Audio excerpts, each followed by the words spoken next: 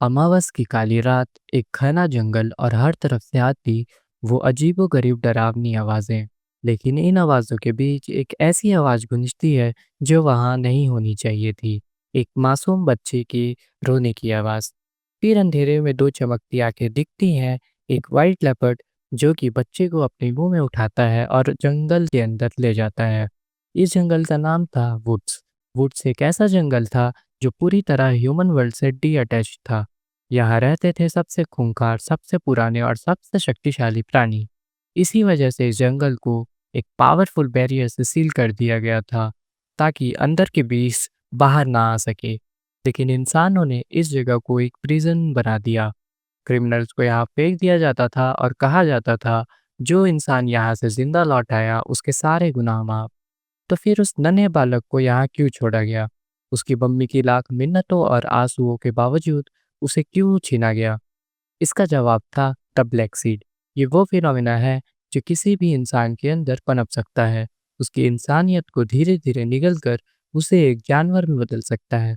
Bishop के order साफ थे, जिनके अंदर भी ये बीज मिले उसे पैदा होते ही खत्म कर दिया जाए। जैक को भी वहाँ इसीलिए फेंका गया था। लेकिन किस्मत ने कुछ और सोचा था। जिस लेपर्ड ने उसे उठाया था, उसने उसे मारा नहीं, उसने उसे पाला। उस लेपर्ड का नाम था एल्गा। एल्गा सिर्फ एक जानवर नहीं थी, वो इंसानों की तरह बात कर सकती थी, सोच सकती थी और समझ सकती थी। और उसने जैक को अपनी प्रोटेक्शन में बड़ा किया। जंगल में पला बड़ा जैक सिर्फ दो चीज़ें जानता था, बोलना और शिकार करना। वक्त गुजरता है, जैक बड़ा हुआ।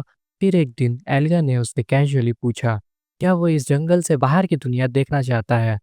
और उसने बताया कि इस जंगल में एक और इंसान है जिसका नाम है डैरियन, जो कि जैक की मदद कर सकता है बाहर निकलने में।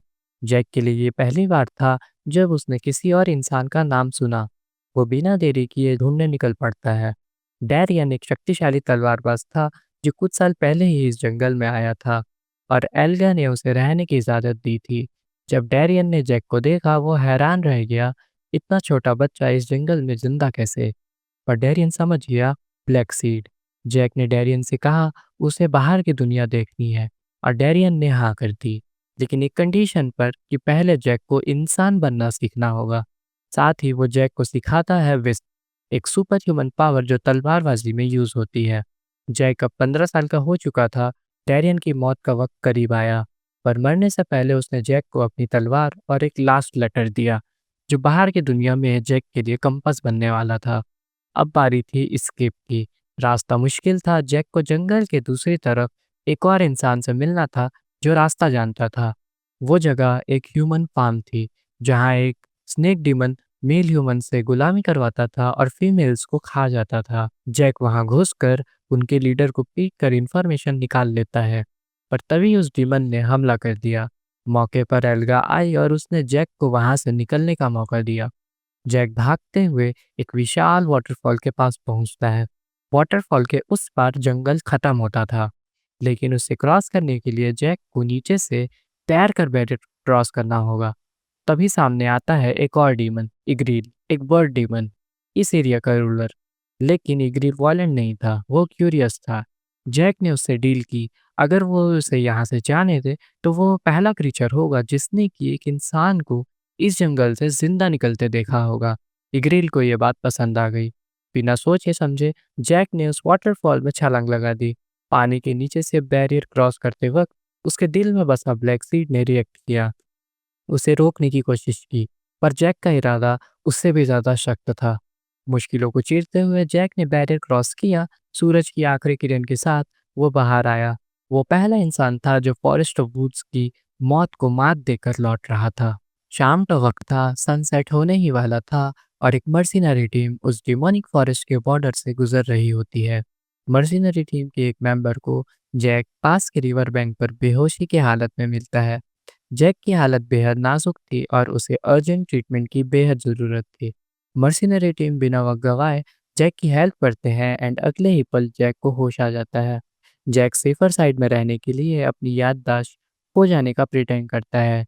लाइक कौन ही ये बिलीव करेगा कि एक ह्यूमन डिमोनिक फॉरेस्ट से जिंदा आया है। जैक अपनी पुरानी स्ट्रेंथ और विस की ट्रेनिंग करता है। मर्सिनरी टीम जैक को उनके साथ आने को ऑफर करती है। कुछ टाइम तक जैक उस मर्सिनरी टीम के साथ एक्सपेडिशन पर जाता है।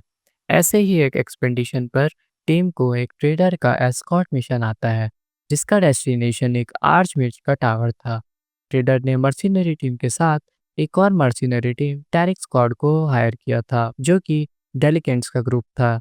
उन्हें कमज़ोरों को परेशान करने में मज़ा आता था, और जब खतरा आया तो वो ट्रेडर्स के साथ बैटल छोड़कर भाग गए। सीन था कि एक मंकी डिमोनिक बीस्ट उन पर अटैक करता है, जो कि एक एक्सपीरियंस्ड एडवेंचरर के लिए भी चैलेंजिंग था। एंड एज उन्हें बिट्रे कर अकेला छोड़ दिया गया था, उनके पास लड़ने के अलावा कोई ऑप्शन नहीं था। बट दूसरी तरफ टैरिक स्क्वाड डिमोनिक बीस्ट के बीच फंस चुकी होती है। मर्सिनरी टीम के मेन मेंबर्स वहां से भाग जाते हैं एंड वो ट्रेटर्स को अकेला छोड़ जाते हैं मरने के लिए। एंड मौके पर जैक वहां पहुंचता है, जो कि अभी तक अपनी विश रिकवर कर चुका था। मर्सिनरी टीम जैक पर निर्भर हो जाती है उस डिमोनिक बीस्ट से निपटने के लिए। एंड जैक उस डिमोनिक बीस्ट से लड़ता है, जिसमें अब वो पहले से ज़्यादा ताकतवर था। लड़ाई कुछ देर चलती है एंड फाइनली जैक उस बीस्ट को मार देता है। फाइट के बाद अपने रिवॉर्ड्स डिवाइड कर जैक को अच्छा खासा प्रॉफिट हो जाता है। एंड जैक को अब अपनी दूसरी डेस्टिनेशन भी तय करनी थी, इसलिए वो मर्सिनरी टीम का शुक्रिया कर वहां से चला जाता है। डैरियन के मौत के बाद जैक के पास सिर्फ एक चीज़ थी जो उसे रास्ता दिखा सकती थी, वो आखिरी लेटर। डैरियन ने उसमें साफ लिखा था कि जैक का अगला कदम डेटा एकेडमी होना चाहिए, क्योंकि उस मैसिव एकेडमी के भीड़ में जैक अपने ओरिजिन को छुपाकर एक नॉर्मल इंसान की तरह डर सकता था। ग्रेटा एकेडमी बसी थी बेडन सिटी में, पर रास्ता लंबा था और जैक के पास इतने रिसोर्सेज नहीं थे। इसलिए वो मर्सिनरी गिल्ड पहुंचता है और बेडन सिटी की तरफ जाने वाला कोई भी मिशन ढूंढने लगता है। किस्मत देखिए, वहाँ एक नोबल फैमिली को अपनी बच्ची को बेडन सिटी तक एस्कॉर्ट करने के लिए कुछ मर्सिनरीज की तलाश थी। जैक इस मिशन को तुरंत एक्सेप्ट कर लेता है, लेकिन जैक इस मिशन पर अकेला नहीं था। उसके साथ था एक और मेट जो हायर किया गया था, जेनी। दिलचस्प बात यह थी कि जेनी उसी ग्रेटा एकेडमी की स्टूडेंट थी जहां जैक जा रहा था। दोनों के रास्ते एक थे, पर दोनों की ताकत का एक दूसरे को अंदाजा भी नहीं था। सफर शुरू होता है। एक शाम वो लोग जंगल के बीच ठहरते हैं, थोड़ा आराम और खाने पीने के लिए। लेकिन अंधेरे का फायदा उठाकर ब्लैक हॉक गैंग के बैंडिट्स उन पर नजर गड़ाए बैठे थे। उन गुंडों ने एक चालाक भी करी। उन्होंने गार्ड्स के डिफेंस तोड़ने के लिए पीने के पानी में पॉइजन मिला दिया। धीरे धीरे गार्ड्स और बाकी लोग बेहोश होने लगते हैं। बैंडिट्स को लगा रास्ता साफ है, पर वो गलत थे। दो लोग अभी भी अपनी जगह पर डटे हुए थे, जैक और जेनी। जेनी एक काबिल मेष थी। उसने पहले ही पानी के अजीब स्मेल से खतरा भाप लिया था। और रही बात जैक की, तो दोस्तों फॉरेस्ट ऑफ वुड्स में बिताए वो साल और डैरियन की कड़ी ट्रेनिंग ने जैक के शरीर को पॉइजन टॉलरेट बना दिया था। उस पर हल्के जहर का कोई असर नहीं था। बैंडिट जैसे ही अटैक करने के लिए आगे बढ़े, उन्हें एक जबरदस्त सरप्राइज मिला।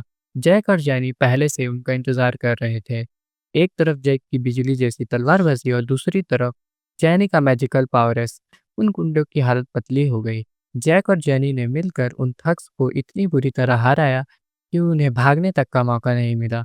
जब अगले दिन सबको होश आया, तो गार्ड्स और वो नोबल फैमिली दंग रह गए। जेनी ने उन्हें पूरा हाल बताया कि कैसे जैक और उसने मिलकर पूरा मिशन फेल होने से बचाया है। इस सफर ने जैक को एक नया दोस्त और थोड़ा सा कॉन्फिडेंस दिया। कुछ दिनों बाद उनके सामने आते हैं बेडन सिटी की ऊंची ऊंची दीवारें। वो पहुंच चुके थे उस जगह जहां से जैक की जिंदगी का सबसे बड़ा चैप्टर शुरू होने वाला था, the Greta academy. mostly unsearched. Finally Jack Baden city पहुंच जाता है, और उस सिटी के सेंटर पे खड़ी थी डेटा एकेडमी। डेटा एकेडमी सिर्फ एक स्कूल नहीं थी, ये एक पावर इंस्टीट्यूशन थी। ऊंची stone walls, vast training grounds और बड़े बड़े मैजिक टावर्स। इस वक्त वहाँ एंट्रेंस एग्जाम्स का माहौल था। हजारों स्टूडेंट्स आए थे, पर सिलेक्शन सिर्फ उनका होना था जो असलियत में कैपेबल थे। इस भीड़ में जैक मिलता है प्रोफेसर मार्को से। जैक उन्हें बताता है कि उसे डैरियन ने भेजा है, और ये भी कि डैरियन अब इस दुनिया में नहीं रहा। मार्को पहले तो सस्पिशियस होते हैं, पर जैसे ही जैक वो पुरानी तलवार उनके सामने रखता है, मंजर बदल जाता है। डैरियन की स्पोर्ट सिर्फ एक हथियार नहीं, एक पहचान थी। मार्को पर डैरियन का एक पुराना एहसान था, और वही एहसान जैक के लिए एकेडमी के दरवाजे खोल देता है। लेकिन असली शौक तो तब लगता है जब मार्को जैक की फिजिकल कैपेबिलिटीज और उसकी विश टेक्निक को टेस्ट करते हैं। Sports stance, reaction speed, combat instincts. Jack अपने पीयर से बहुत आगे था। पर यहाँ एक बहुत बड़ा बट था। जैक ताकतवर तो था, पर वो सोशली ज़ीरो था। No manners, no etiquette, zero human sensitivity. एक ऐसा वेपन जो दुश्मन को काट तो सकता था, पर दोस्तों से बात नहीं कर सकता था। जैक को समझ आ गया था कि अगर उसे यहाँ सर्वाइव करना है तो उसे इंसान बनना होगा। तब एंट्री होती है जेनी की, काम, इंटेलिजेंट और सबसे अलग रहने वाली एक टॉप स्टूडेंट। जैक उसे अप्रोच करता है, पर जेनी साफ मना कर देती है। उसे किसी प्रेशर में कोई इंटरेस्ट नहीं था। जैक का पीछा छुड़ाने के लिए जेनी एक ऐसी फीस डिमांड करती है जो कि किसी भी आम स्टूडेंट के लिए नामुमकिन थी। पर जैक बिना वक्त गवाए वो अमाउंट तुरंत निकाल कर रख देता है। जेनी एक पल के लिए हैरान रह जाती है। उसे समझते देर नहीं लगती कि जैक हद से ज़्यादा नाइव और सोशल ब्लॉकहेड है। जेनी उसे मना नहीं कर पाती और यहीं से शुरू होती है जैक की वो ट्रेनिंग जो उसे तलवारबाज से एक इंसान में बदलने वाली थी। कुछ दिनों की कड़ी मेहनत के बाद आखिरकार जैक का रिटन टेस्ट हो गया और अब बारी थी फिजिकल टेस्ट की। एक इंस्टिंक्ट ट्रेन स्पोर्ट्समैन होने की वजह से जैक किसी भी नोवो स्टूडेंट के लिए बहुत ज़्यादा ओवरवेलमिंग था। जैक की ताकत और उसका अप्रोच देखकर एग्जामिनर्स ने उसे रिक्वेस्ट की कि वो सामने वाले को मौका देते हुए फाइट करे, ताकि दूसरे स्टूडेंट को भी अपनी स्ट्रेंथ दिखाने का मौका मिले। एडमिशन को एक हफ्ता बीत जाता है। थोड़े पैसे कमाने के लिए जैक बेडन सिटी के मर्सिनरी गिल्ड पहुंचता है, ताकि कोई मिशन लेकर उसे थोड़े बहुत पैसे मिल जाए। गिल्ड में जैक को ग्रेटा एकेडमी से ही रिलेटेड एक मिशन मिलता है। रिपोर्ट्स के मुताबिक एकेडमी को एक घोस्ट हॉन्ट कर रहा है, जो कि खास करके रात को ही दिखता है। जैक एकेडमी के बाहर पहुंचता है। एकेडमी के बाहर जैक को सियान मिलता है, जो कि जेनी के ही डिपार्टमेंट का था।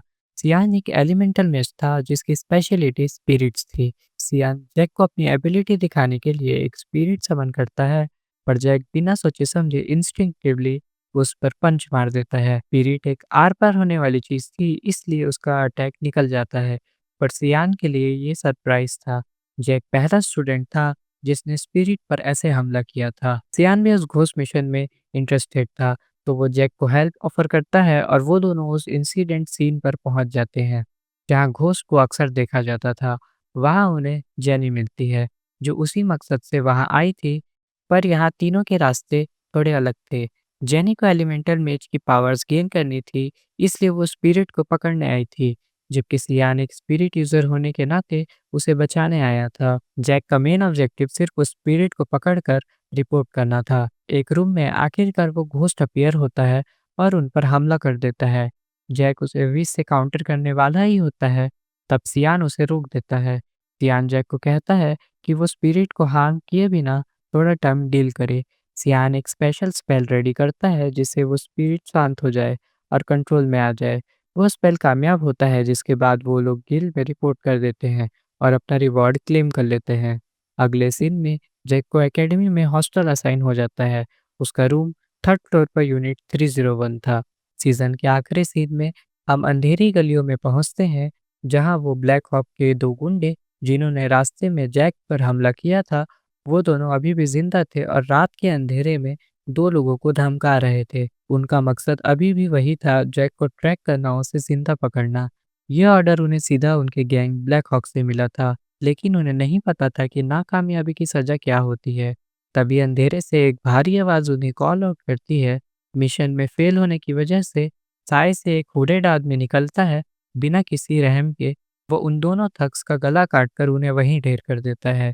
ये कोई मामूली गुंडा नहीं, बल्कि ब्लैक हॉक गैंग का एक असली और खतरनाक मेंबर था।